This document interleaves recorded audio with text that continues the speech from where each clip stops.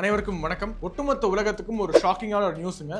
அது என்னன்னா, இஸ்ரேலுடைய பிரைம் மினிஸ்டர் பெஞ்சமின் நேதன்யாஹூ அவர்களும் அமெரிக்க பிரசிடென்ட் டொனால்ட் ட்ரம்ப் அவர்களும் ராஜினாமா செஞ்சிருக்காங்க. ஏன் தெரியுமா? அவங்க ஈரான் மேல நடத்திய தாக்குதல்ல அயத்துல்லா கெமினி அவர்கள் இறந்து போயிருக்காரு. இது உலகம் முழுக்க பெரிய அதிர்வலைகளை ஏற்படுத்தி சென்னையில பாத்தீங்கன்னா திமுகவுடைய கூட்டணி கட்சி தலைவர்களான வேர்ல்ட்ஸ் மோஸ்ட் பவர்ஃபுல் லீடர்ஸான திருமா அவர்களும் தமிமுன் அன்சாரி அவர்களும் அமெரிக்காவையும் இஸ்ரேலையும் கண்டிச்சு சென்னையில ஒரு பேரணி ஊர்வலம் போயிருக்காங்க. அதனால இவ்வளவு வேர்ல்ட்ஸ் மோஸ்ட் பவர்ஃபுல் லீடர்ஸ் இஸ்ரேலையும் அமெரிக்காவையும் கண்டிச்சு இந்த மாதிரி பேரணி போயிருக்காங்க. இவங்களுக்கு முன்னாடி நம்மளால நிக்க கூட முடியாது என்று டொனால்ட் ட்ரம்ப் அவர்களும் பெஞ்சமின் நேதன்யாஹூ அவர்களும் ராஜினாமா செய்து பகிரங்கமாக மன்னிப்பு கேட்டிருக்காங்க. ஈரான் பக்கம் இனிமேல் திரும்பி கூட பார்க்க மாட்டோம் என்று ஒட்டுமொத்தமாக சரணடைஞ்சிட்டாங்க.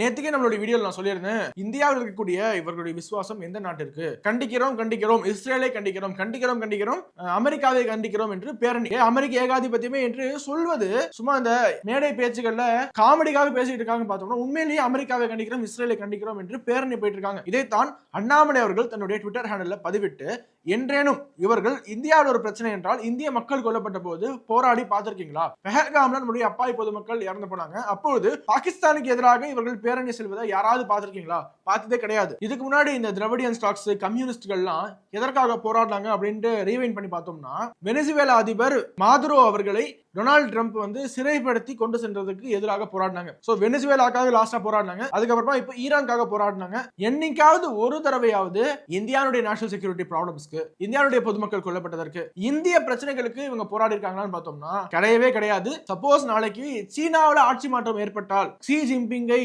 ஆட்சியிலிருந்து அகற்றிய கம்யூனிஸ்ட் பார்ட்டியை எதிர்த்து, தன்னுடைய பார்ட்டியை எதிர்த்தே போராடுவாங்க. சைனீஸ் கம்யூனிஸ்ட் பார்ட்டியை எதிர்த்து போராடுவாங்க. சப்போஸ் நார்த் கொரியாவில் கிம் ஜாங் உன் ஏதாவது பண்ணிட்டாங்கன்னா அதுக்கு போராடுவாங்க. கடைசி வரைக்கும் இவர்களுடைய விசுவாசம் இந்தியாவிற்கு இல்லை என்பது மட்டும் தெளிவாக நமக்கு புரிய வருகிறது. இந்தியாவில் யார் செத்தாலும் கவலை இல்லை. காசாவில் மக்கள் சாகக்கூடாது, பலஸ்தீன்ல சாகக்கூடாது, ஈரான்ல யாரும் சாகக்கூடாது. கம்யூனிஸ்ட் நாடுகளான கம்யூனிஸ்ட் நாடா இருந்தாலும் சரி, இல்லாட்டியும் சரி, பேனர்ல கம்யூனிஸ்ட் இருக்கும்ல, உள்ள ஃபுல்லா கேபிட்டலிசம் இருந்தா கூட நாங்க ஒரு கம்யூனிஸ்ட் நாடு என்று பேனர் வச்சுக்கிட்டா அங்க யாரும் சாகக்கூடாது, வெனிசுவேலா மக்கள் சந்தோஷமா இருக்கணும். அதற்காக தமிழ்நாட்டுடைய அமைதியை கெடுத்து இங்க போராடுவாங்க. இந்த இடத்துல ஒரே ஒரு கேள்விதான் நமக்கு எழுகிறது. என்னவென்றால், திமுக ஆட்சிக்கு வந்தது முதல் இப்போது வரைக்கும் எதிர்க்கட்சிகள் நடத்தக்கூடிய நியாயமான போராட்டங்களுக்கு அனுமதி கொடுக்காத காவல்துறை, உடனடியாக கைது செய்யக்கூடிய தமிழக காவல்துறை இந்த பேரணிக்கு மட்டும் கூடவே போறாங்க. திமுகவுடைய கூட்டணி கட்சி போராடினா ஒரு விதமான ஒரு ட்ரீட்மெண்ட்டும், எதிர்க்கட்சிகள் போராடினா அவர்களை ஒடுக்குவதும் எந்த விதமான ஜனநாயகம்? பாஜக சார்பாக ஏதாவது போராட்டம் நடத்தப்பட்டா வர அப்படியே அரெஸ்ட் பண்ணிடுவாங்க. இப்போ வள்ளுவர் கோட்டத்தில் போராட்டம் வச்சுக்கோங்க,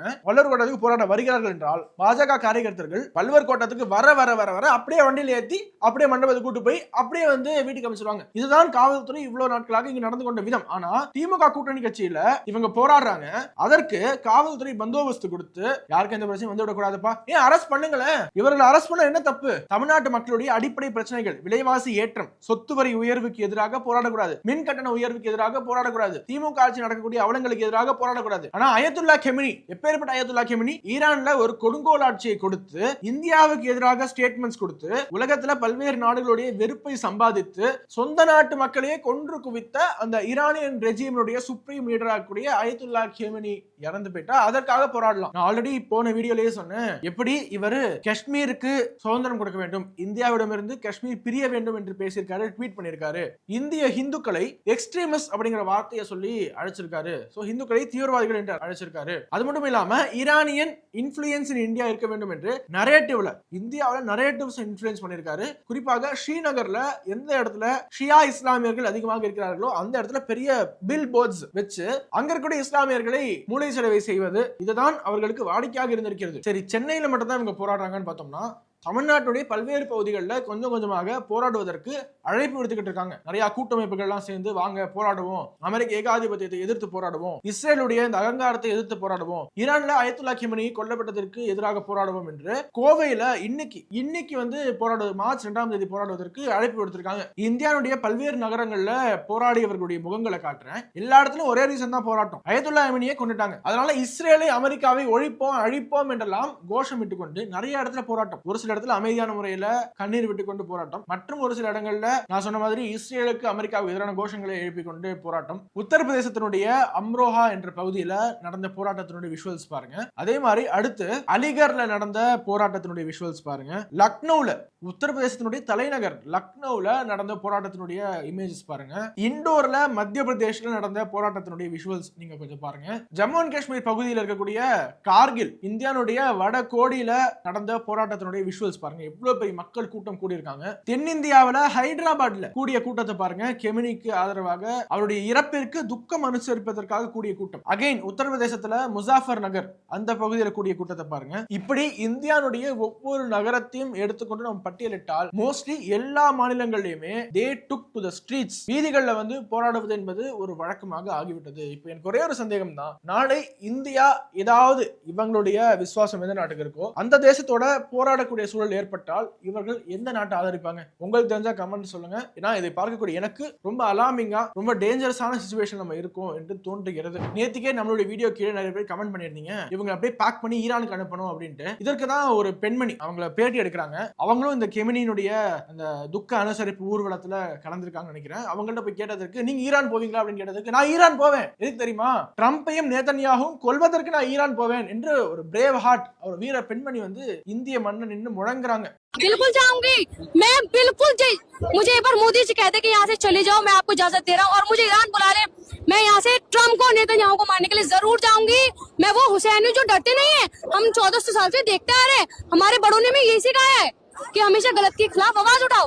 अगर आज सानी खामने साहब को मारा इन्होंने, जो शहीद किया गया है, இன்னைக்கு காலையில கூட அரௌண்ட் 11 AM பாத்தீங்கன்னா நிறைய இடங்கள்ல அபுதாபி, துபாய், இன்னும் ஜெருசலேம்ல கூட பிளாஸ்ட் சவுண்ட் கேட்டதாக அங்க லோக்கல் விட்னஸஸ் ரிப்போர்ட் பண்ணிருக்காங்க. சோ உலகத்துல பல்வேறு இடங்கள்ல குண்டு மழை பொழிஞ்சுகிட்டு இருக்கு. ஈரான் தன்னை சுற்றி இருக்கக்கூடிய அரபுலக நாடுகளுக்குரிய அமெரிக்கன் பேசஸ், அமெரிக்கன் அசட்ஸ தரமாரியா தாக்கிட்டு இருக்காங்க. ஒரு F-15 போர் விமானம் வீழ்த்தப்பட்டிருக்கு. அதனுடைய பைலட் வந்து உயிரோட பிடிபட்டிருக்காரு. சோ இப்படி இந்த போர் வந்து கொஞ்சம் கொஞ்சமாக எஸ்கலேட் ஆயிட்டு இருக்கு. இப்போதைக்கு சுமூகமான ஒரு முடிவுக்கு வருவதாக தெரியவில்லை. ஈரான்ல பல்லாயிரக்கணக்கான பொதுமக்கள் ஒன்றாக கூடி நின்று கொண்டு தங்களுடைய சுப்ரீம் லீடர் அயத்துல்லா கமீனியுடைய மறைவிற்கு நாம் ரிவெஞ்ச் எடுக்கணும், எல்லாரும் மாசா தெருக்கள் நின்னுக்கிட்டு ரிவெஞ்ச் ரிவெஞ்ச் ரிவெஞ்ச் என்று நிறைய பேர் கத்திக்கிட்டு இருக்காங்க. ஈரானுடைய IRGC, ஈரானியன் ரெவல்யூஷனரி கார்டும் இன்னும் அதிகமாக நாங்கள் பதிலடி கொடுப்போம், எங்களுடைய அட்டாக் இனிமே அதிகமாக இருக்கும் என்று தான் சொல்லியிருக்காங்க. பட் பிரதமர் மோடி அவர்கள் எப்போதும் சொல்வது போலதான் இப்பொழுதும் அமைதியை வலியுறுத்தி இருக்காரு.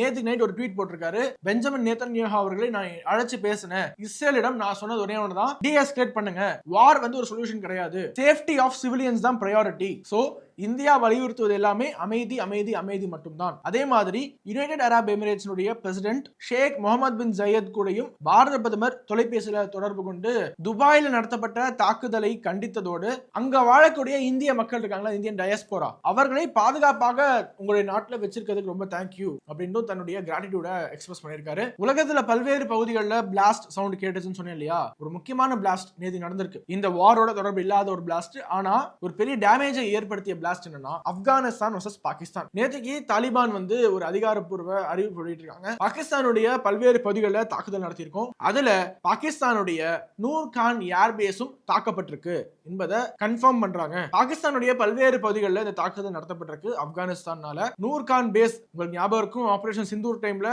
இந்தியாவால நூர் கான் பேஸ் தாக்கப்பட்டது. இப்போ ஆப்கானிஸ்தானால தாக்கப்பட்டு இருக்கு. பாகிஸ்தானிலும் மிகவும் குழப்பமான ஒரு சூழல் இப்போது நிலவிக்கிட்டு இருக்கு. சோ அகைன் நம்ம நேற்றுக்கு சொன்ன மாதிரி தான், உலகத்தை எவ்வளவு குழப்பம் ஏற்பட்டாலும் சரி, இந்தியாவில் எவ்வளவு பீஸ்ஃபுல்லா இன்னைக்கு Canadian prime minister mark Carney அவர்கள் இந்தியாவுக்கு வந்திருக்காரு. பாரத பிரதமரோட பேசி நிறைய டீல்ஸ் சைன் பண்ணிருக்காங்க. இந்தியாவை நிறைய இடத்துல பாராட்டி இருக்காரு மார்க் கார்னி அவர்கள். சோ இந்தியா கனடா ரிலேஷன்ஷிப்ல அடுத்த கட்டத்தை நம்ம எட்டி இருக்கோம். உலகம் ஃபுல்லா கேவஸா இருக்கலாம். நேற்றுக்கு பிரதமர் வந்து NDA கூட்டத்தில் பேசிட்டு திருப்பரங்குன்றம் கோவில்ல போயிட்டு தரிசனம் செய்து விட்டு டெல்லியில போய் இன்னைக்கு மார்க் கார்னியோட டீல் சைன் பண்ணிட்டு இருக்காரு. So we are so peaceful. India வந்து பீஸ்ஃபுல்லாக இருப்பதற்கு அகைன் நம்மளுடைய ராணுவத்திற்கு மீண்டும் ஒரு முறை நன்றிகளை செலுத்திக் கொண்டு விடைபெறலாம். மீண்டும் இந்த வார் அப்டேட்ஸ் பத்தி அடுத்தடுத்து மார்க் கார்னி அவர்கள் இந்தியாவுக்கு வந்ததுல இருந்து பாகிஸ்தான்ல துபாயில அடுத்து என்ன சிச்சுவேஷன் அடுத்தடுத்து நம்முடைய சேனல் தொடர்ச்சியாக அப்டேட் கொடுப்போம். இணைந்திருங்கள். Subscribe and stay tuned. வணக்கம். வந்தே மாதரம். உலக தமிழ் சொந்தங்களுக்கு வணக்கம். நான் ராஜவேல் நாகராஜன்.